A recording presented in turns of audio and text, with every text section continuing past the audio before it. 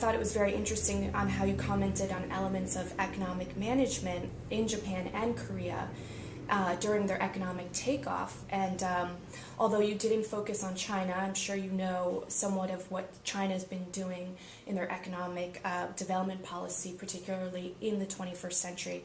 Does any of what Korea and Japan did in their takeoff resonate with what China is doing now?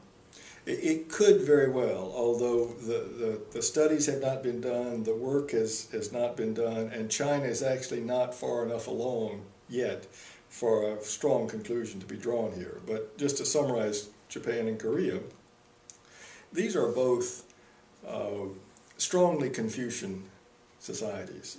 They have a natural tendency and understanding and culture for hierarchical organizations, somewhat authoritarian, with also a strong history and tradition of meritocracies and excellence and promotion of competent people up, especially in some of the leading government agencies. And the finance ministry in Japan is one of the best examples of that, a really high-performing Confucian-style organization. These organizations and these countries can do a very good job of relatively straightforward, simple things. They can do them very efficiently. These handful of people who are sort of orchestrating and designing and organizing these activities, they can get countries moving. They can see what others ahead of them have done. In this case, it was the Western democracies, what they've done, what they've built, and they can by and large develop a plan to do that. And then they can execute that plan with high efficiency, and they can do it with incredible speed. And so they can move very fast out of what we would call a poor country status into middle income. It's pretty straightforward.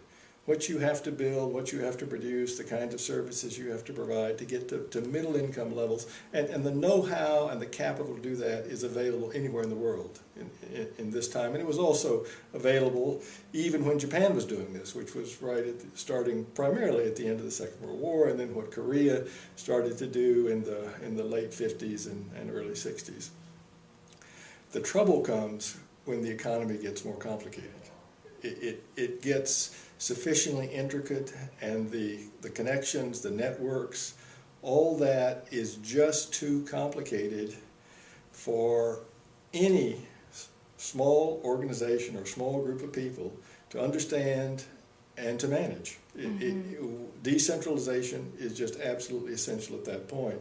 Of course, the Soviet Union went through exactly the same experience, and it had the same result.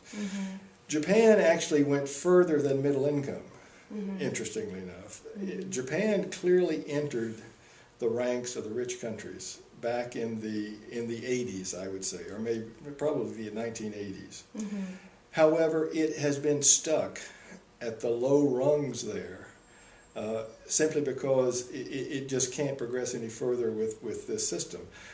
The only reason it got out of the middle income ranks had nothing to do with this Confucian organizational ability and the government's role in planning investments and planning sectors and planning the distribution of the economy. It was because Japan was blessed with one of the greatest crop of entrepreneurs in a handful of sectors that the world has ever seen. The automobile industry, the steel industry, the consumer electronics industry. These entrepreneurs were basically outside the Confucian system. They were like entrepreneurs everywhere in the world.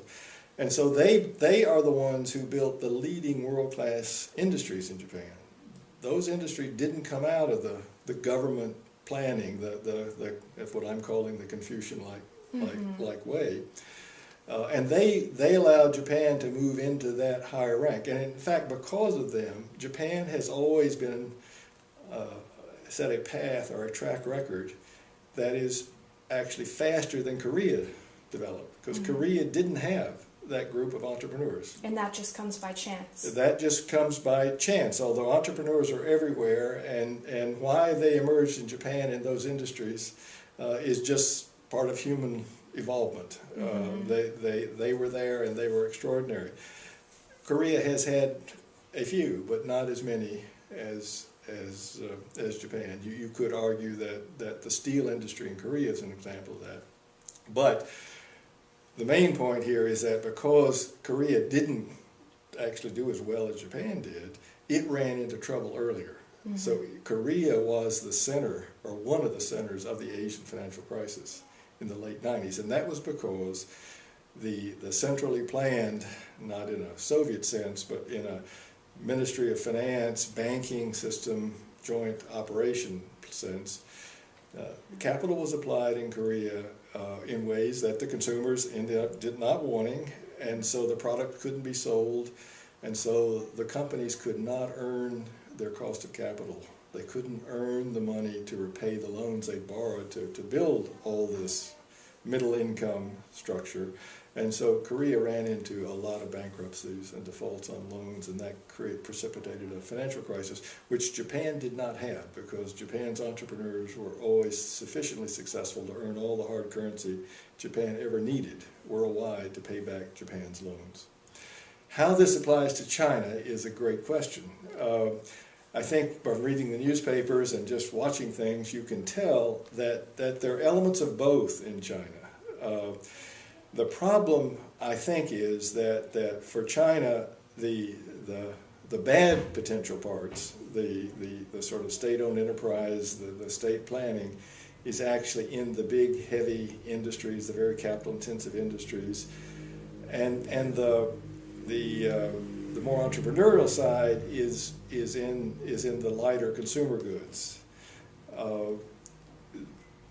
The heavy industries are much more capital intensive than the lighter consumer goods industries.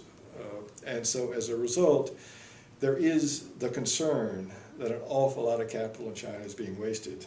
Not that it's not bringing China potentially out of being a poor country, although it's still a very poor country in an average per capita income sense, is bringing China out of this category into the middle income levels, but there's a great risk that China is going to run into the same problems that Korea did. So if China, for example, invests from the government a tremendous amount of capital into, let's say, a particular capital-intensive industry, and 80% of those firms don't make it to be globally competitive, this will impede China's ability to keep developing economically. Is that true? That's for sure true. It means that as China gets into what we would call the middle income categories with per capita income, say, above 25% of the U.S. On average, if it gets into that zone, there's a risk it's going to run into difficulties, as did Korea, and it will need to change. It will need to change its system. What is hard to tell in all this picture is how the more entrepreneurial, less government-directed sector will evolve in China. Its potential that could be quite large and offset the difficulties in the heavy industries, more state-owned, state-controlled industries. And so how that balance plays out is unpredictable and impossible to work out. Mm-hmm. But there is this factor in the structure of China's economy that sooner or later, somewhere in the middle income zone, will begin to bind China, and China will not be able to progress beyond that point without making a change.